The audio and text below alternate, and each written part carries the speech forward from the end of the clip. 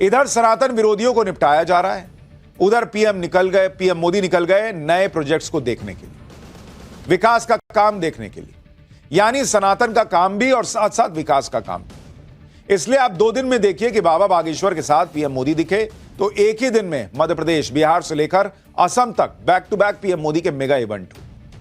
भाई कहीं किसानों को पैसा बांट रहे थे, कहीं निवेश लाने के लिए चले गए, कहीं पर कोई नया प्रोजेक्ट शुरू कर दिया। मतलब कहीं कोई रिलैक्स मोड में जाने का सवाल ही नहीं। सब सोच रहे होंगे कि दिल्ली के बाद अब बिहार का नंबर है, फिर बंगाल, फिर असम, फिर यूपी। और जिस तरह से नरेंद्र मोदी फुल स्पीड में आगे बढ़ रहे हैं, मोदी को रोकना किसी के लिए भी नामुमकिन दिख रहा है। क्योंकि जो भाई रिलैक्स ही ना कर रहा हो, जो काम पे काम किए जा रहा हो, जो ना रुकता हो ना थकता हो, जिसका विजन क्लियर हो, ऐसे नेता को आप कैसे टक्कर दीजिएगा। भाई राहुल गांधी एक चुनाव हारते हैं, सन्नाटे में चले जाते हैं। केजरीवाल कहां किस गुफा में है, कब निकलेंगे, निकल रहे हैं तो कब निकल रहे हैं किसी को पता नहीं। मोदी का मिशन बिहार और बंगाल क्या है, इस पर कैसे काम चालू हो गया है, आज लालू से लेकर ममता कैंप तक में कैसे और क्यों हड़कंप मचा, आज आपको दिखाऊंगा। योगी ने आज सनातन विरोधियों के धागे कैसे खोले, ये दिखाऊंगा। कटरीना कैफ से लेकर अक्षय कुमार तक कैसे सनातन के ब्रांड एम्बेसडर बन रहे हैं, ये दिखाऊंगा। और बाबा बागेश्वर की पर्ची पीएम मोदी ने खोली तो क्या निकला और हिंदू राष्ट्र पर क्या बात हुई, सब दिखाऊंगा, बताऊंगा।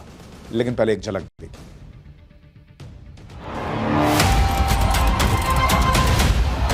ये जंगल राज वाले महाकुंभ को ही गाली दे रहे हैं। भारतीय जनता पार्टी ने सबसे ज्यादा धर्म को ठेस पहुंचाई है। हमने आपकी तरह आस्था के साथ खिलवाड़ नहीं किया। एकता का महाकुंभ है और आप ऐसे ही सत्ता में रहें ताकि भारत ऐसे ही विकास करता रहे।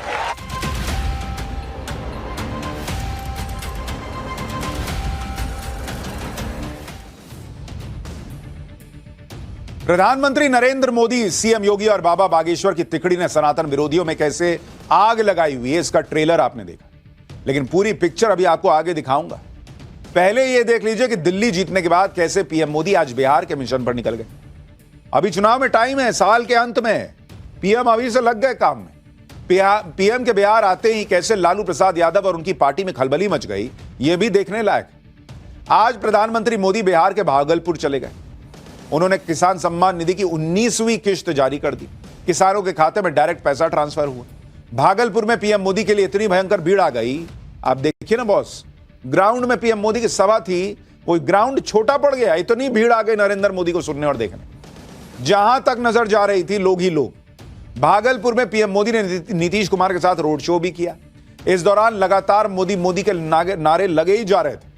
मुख्यमंत्री नीतीश कुमार के साथ रोड शो करके पीएम मोदी ने इंडी गठबंधन के सपनों पर पानी फेर दिया, क्योंकि वो तो अभी तैयारी शुरू भी नहीं किए हैं, यहां काम चालू है। इंडी गठबंधन सोच रहा था कि नीतीश कुमार फिर से पलटी मारेंगे, लेकिन नरेंद्र मोदी के सामने ही नीतीश कुमार ने कुछ ऐसा कह दिया जिसे सुनकर पीएम मोदी फिर मुस्कुराने लगे। देखिए आप भी क्या बोला उन्होंने। और अब इधर उधर कुछ नहीं, पूरे देश में इन्हीं के नेतृत्व में आगे और काम बढ़ेगा। और इतना हम आपको बता देते हैं कि हम लोग मिल करके उनके नेतृत्व में ही, और जिस तरह से बिहार का भी काम हम लोग कर रहे हैं, तो इसलिए अगली बार जो होने वाला है तो उसमें भी आप लोगों से यही उम्मीद करते हैं कि जैसे पहले किए थे फिर पूरे पैमाने पर सहयोग दीजिए, ताकि उनके चलते और हम लोगों के सहयोग के चलते काफी विकास होगा।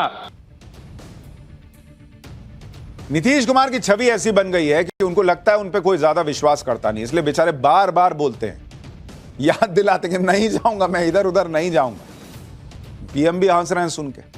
एक तरफ तो नीतीश कुमार एक तरह से कान पकड़ रहे हैं कि अब नहीं जाऊंगा कहीं, मोदी के साथ ही रहूंगा। दूसरी तरफ नरेंद्र मोदी भी संकेत दे रहे हैं कि वो नीतीश कुमार को बिहार का शिंदे नहीं बनने देंगे। मतलब जैसे महाराष्ट्र में चुनाव के बाद शिंदे की सीएम की कुर्सी चली गई क्योंकि बीजेपी को जबरदस्त बहुमत आया, वैसा बिहार में होना मुश्किल है। बिहार में नरेंद्र मोदी और नीतीश कुमार की जोड़ी है और ये जोड़ी बनी रहेगी। आज खुद पीएम मोदी ने नीतीश कुमार को लाडला बता दिया। एक तरफ नीतीश को लाडला बताया तो दूसरी तरफ जंगल राज की बात करके लालू प्रसाद की पार्टी को भी उधेड़ दिया। यानी उन्होंने ये कह दिया कि भाई बिहार में नीतीश कुमार बड़े भाई की भूमिका में रहे हमेशा। भाई शिंदे तो उस वक्त बन गए सीएम, लेकिन बीजेपी बड़े भाई की भूमिका में हमेशा महाराष्ट्र में रही थी। तो जब जीती सीटें तो उसने शिंदे को हटना पड़ा। लेकिन नीतीश कुमार के साथ ऐसा नहीं होगा, यह आज पीएम मोदी ने संकेत दे दिया। सुनिए एक बार।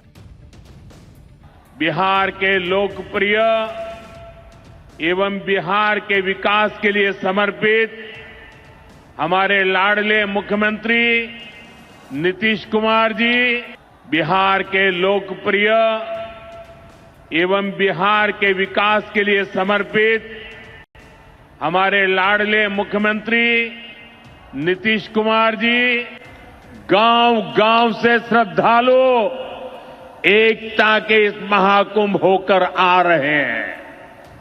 लेकिन ये जंगल राज वाले महाकुंभ को ही गाली दे रहे हैं।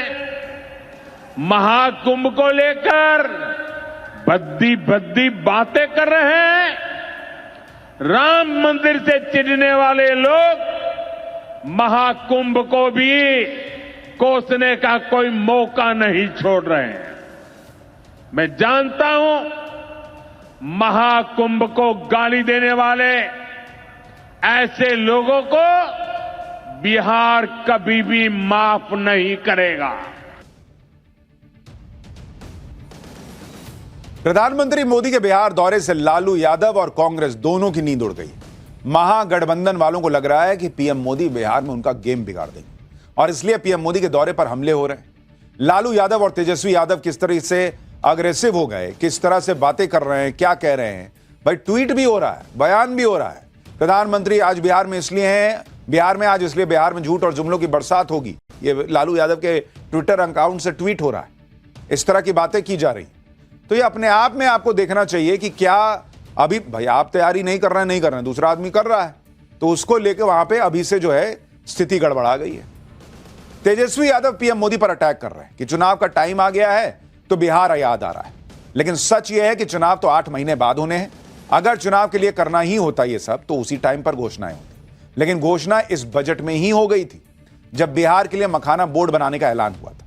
और सिर्फ घोषणाएं नहीं हो रही हैं, काम भी हो रहा है, खासतौर पर बिहार के मखाने को लेकर, क्योंकि देश का 90% मखाना बिहार में होता है। बिहार से देश में ही नहीं दुनिया भर में मखाना जाता है।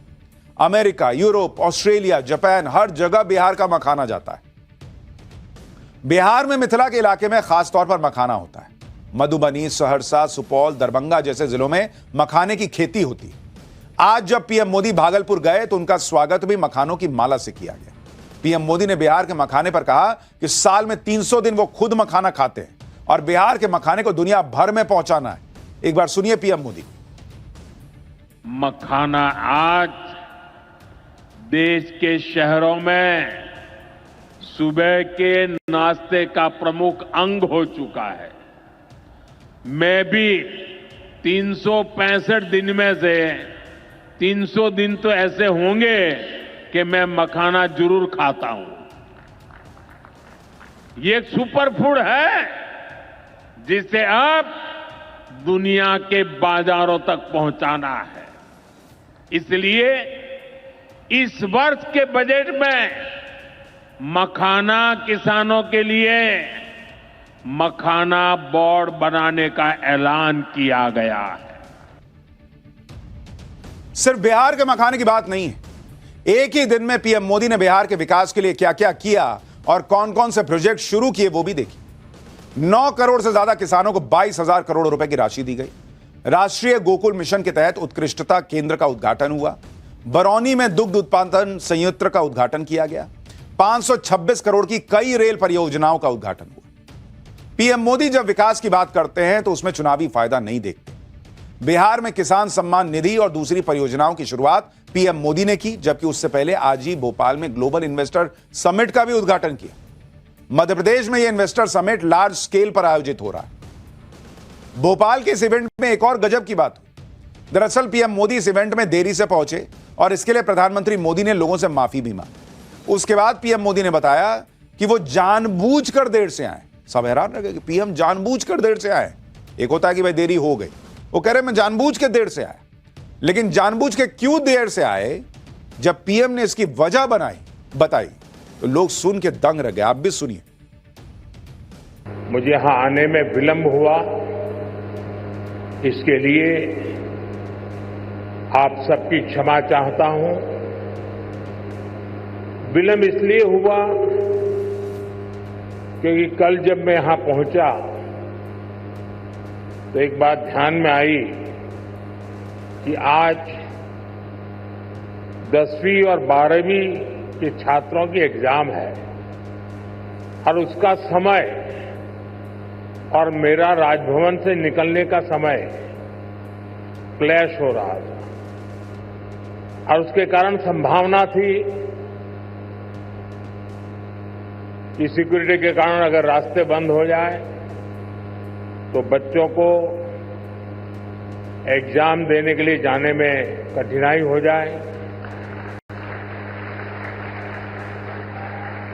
और ये कठिनाई न हो, बच्चे सब एक बार अपने एग्जामिनेशन सेंटर पर पहुंच जाए, उसके बाद ही मैं राजभवन से निकलूं ऐसा मैंने सोचा। उसके कारण मैंने निकलने में ही 15-20 मिनट लेट कर दिया। आप सोचिए बॉस कि प्रधानमंत्री मोदी किस लेवल पर जाकर सोचते कि बच्चे एग्जाम सेंटर में लेट ना हो जाएं। कोई कहीं मेरे रूट लगता है भाई, प्राइम मिनिस्टर निकलते हैं तो उस ट्रैफिक में ना फंस जाए, किसी का रास्ता ना रुके, किसी का पेपर जो है वो गड़बड़ा ना जाए। इसके लिए उन्होंने अपने निकलने का प्रोग्राम डिले कर दिया, क्योंकि पीएम कहीं निकलते तो सिक्योरिटी की वजह से रूट डाइवर्ट होते, कई रूट कुछ देर के लिए बंद हो जाते। लेकिन पीएम को पता था कि बच्चों के पेपर होने हैं और बच्चों का एग्जाम ज्यादा जरूरी है, इसलिए बच्चों को दिक्कत ना हो तो अपना प्रोग्राम आधा घंटा लेट कर दो।